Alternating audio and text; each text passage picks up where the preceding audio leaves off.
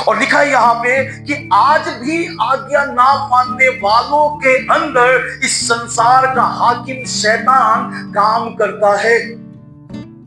क्यों प्रार्थना नहीं कर पाते हम? कौन काम कर रहा है? क्या ये पवित्र आत्मा है? क्या परमेश्वर है जो आपको प्रार्थना नहीं करने दे रहा है? कौन है जो आपको वचन नहीं पढ़ने देता है? क्या पवित्र आत्मा है जो आपको वचन नहीं पढ़ने देते हैं? क्या परमेश्वर की उपस्थिति आपके अंदर है? कौन है जो आराधना नहीं करने दे रहा है, उपवास नहीं करने दे रहा है? क्या यह परमेश्वर है?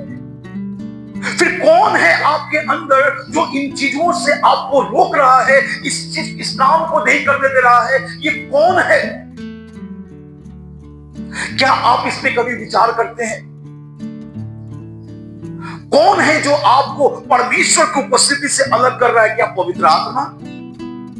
नहीं, ये संसार का हाकिम शैतान है जो आपको नहीं चाहता कि इस काम को आप करें। जैसे आप इस काम को करेंगे, आपके जीवन में छुटकारा आना शुरू हो जाएगा, आपके जीवन में चंगाइयां आनी शुरू हो जाएंगे, आप आत्मा में बढ़ने लगेंगे, आप अभिषेक में बढ़ने लगेंगे, आप सामर्थ को पालेंगे, दुष्ट के ऊपर आप अधिकार करने लगेंगे। इसलिए शैतान नहीं चाहता है कि आप परमेश्वर के वचन को अपने अंदर जाने दें। उसकी उपस्थिति, जब वचन आएगा आपके जीवन में, परमेश्वर की उपस्थिति आ जाएगी, और जब उपस्थिति आ जाएगी तो उपस्थिति सारे बंधनों को तोड़ देती है।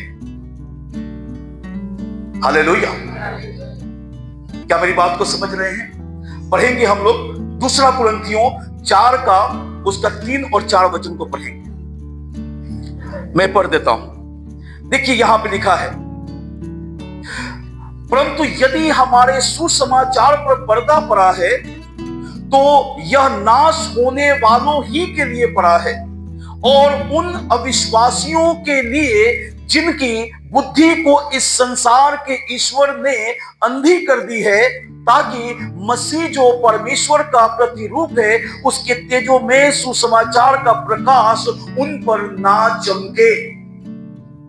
सुसमाचार का जो प्रकाश है, जो वचन का प्रकाश है, शैतान नहीं चाहता कि वो आपके ऊपर चमके। जब आपके जीवन में आएगा, आप इस बात पे विश्वास कीजिए, आप आजाद कर दिए जाएंगे। जब आपके जीवन में सुसमाचार आएगा, आप हर एक बंधनों से छुड़ा दिए जाएंगे, दुखों से छुड़ा दिए जाएंगे।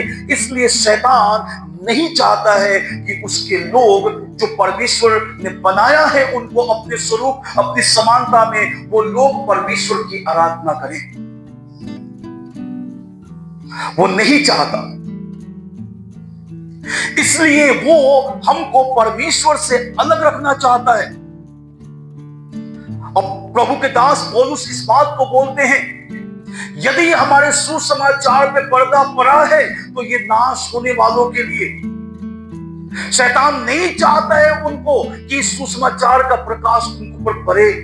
लेकिन आप जब यहां पे आए हैं तो बड़े चौकस होकर के, बड़े ध्यान से परमेश्वर की उपस्थिति में बैठे, परमेश्वर के वचनों को सीखें, परमेश्वर की आराधना करें। उसकी उपस्थिति में आप उसकी महिमा करें, परमेश्वर के हर एक बातों को ग्रहण करने की आप कोशिश करें।